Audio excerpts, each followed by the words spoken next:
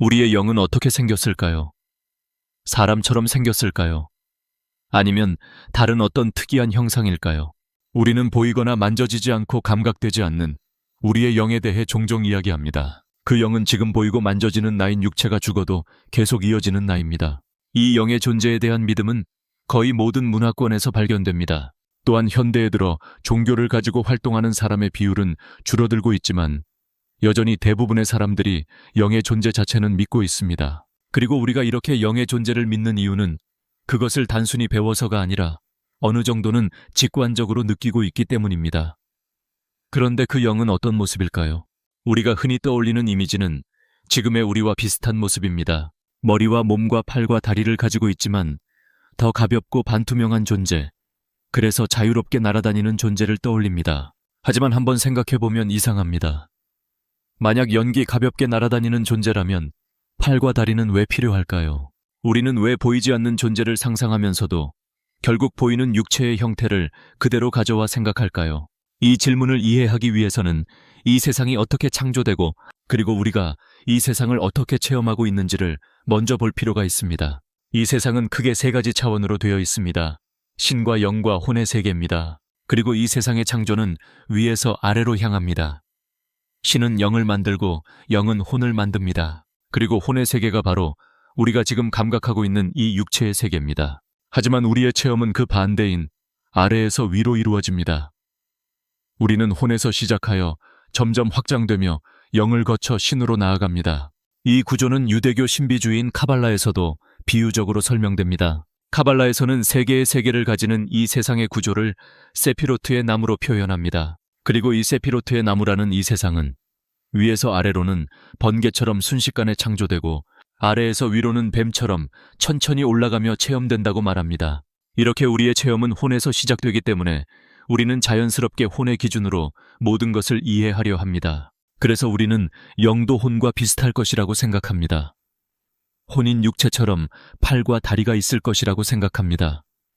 하지만 그것은 체험의 방식에서 생긴 착각입니다. 실제로 존재가 창조되며 생겨나는 방향은 그 반대입니다.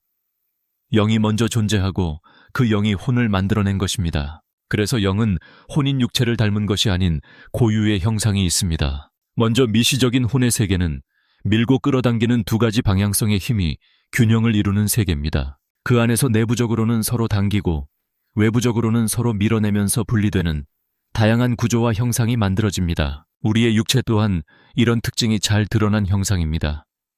미시적인 힘의 정보가 내부와 외부의 구별이 확실하기 때문입니다. 이렇게 내부와 외부의 구별이 뚜렷한 구조와 형상은 하나의 닫힌 개를 이루어 가장 분리되고 유한한 체험을 가져다 줍니다. 그리고 그것이 혼의 세계 체험의 목적입니다. 그렇다면 거시적인 힘의 세계인 영은 어떨까요? 다시 처음의 질문으로 돌아가 보겠습니다. 그래서 우리의 영은 어떻게 생겼을까요? 영의 세계는 거시적인 힘인 중력의 정보 세계입니다. 이 거시적인 힘은 하나의 방향성, 즉 끌어당기는 힘만을 가집니다. 그렇기에 이 세계는 혼의 세계만큼 내부와 외부의 뚜렷한 분리나 복잡한 구조와 형상을 형성하지는 않습니다. 이 영의 세계에서 중요한 것은 형태가 아니라 중심과 관계입니다. 거시적인 세계에서 하나의 중심을 가지며 주변과 관계를 만들어냅니다. 그리고 그 대표적인 존재가 바로 별입니다. 별은 하나의 중심을 가지고 그 중심을 기준으로 수많은 것들과 관계를 만들어냅니다. 그리고 별은 행성이라는 수많은 혼의 세계를 만들어냅니다. 자신의 안에서 원소를 만들어내고 그것을 방출하여 행성을 만들 수 있는 다양한 재료를 제공하며 또한 주변의 다양한 행성과 구조들을 형성합니다. 그래서 별은 단순한 물질 덩어리가 아니라 하나의 중심을 가지고 나라는 개체성을 가지며 동시에 다양한 혼의 세계를 창조하는 존재입니다. 이 별이 우리 영의 여러 모습 중에 대표적인 모습입니다. 별들은 주위에 뜨겁거나 차갑거나 단단하거나 물은 수많은 환경의 다양한 행성들을 탄생시킵니다. 그 모든 행성들 하나하나가 곧 혼의 세계이며 우리의 지구도 그중 하나입니다. 그것이 별의 역할이고 곧 혼을 창조하는 영의 역할입니다. 그리고 우리가 밤하늘의 별을 바라볼 때 이상하게도 우리는 그것을 단순한 물질로 느끼지 않습니다. 막연하게라도 어딘가 나와 연결되어 있는 것처럼 느낍니다. 그래서 우리는 오래전부터 사람을 별에 비유해 왔습니다. 우리는 저 별은 나의 별이라는 표현을 종종 합니다. 밤하늘의 별을 보며 장난스럽게 이 별은 내 별이고 저 별은 너의 별이라고 합니다. 그리고 그 밖에도 우리는 사람을 별에 많이 비유합니다. 큰 인물이 세상을 떠날 때 큰 별이 졌다고 표현합니다. 인생에서 어떤 중대하고 결정적인 순간을 별의 순간이라고 합니다. 우리는 하늘에서 내려온 별이라는 말도 합니다. 우리는 왜 이렇게 사람을 별에 비유했을까요? 그것은 단순한 우연이 아닙니다. 비록 인간으로서 체험은 혼인 육체가 중심이지만 우리 자신의 영이 무엇인지 알고 있기 때문입니다.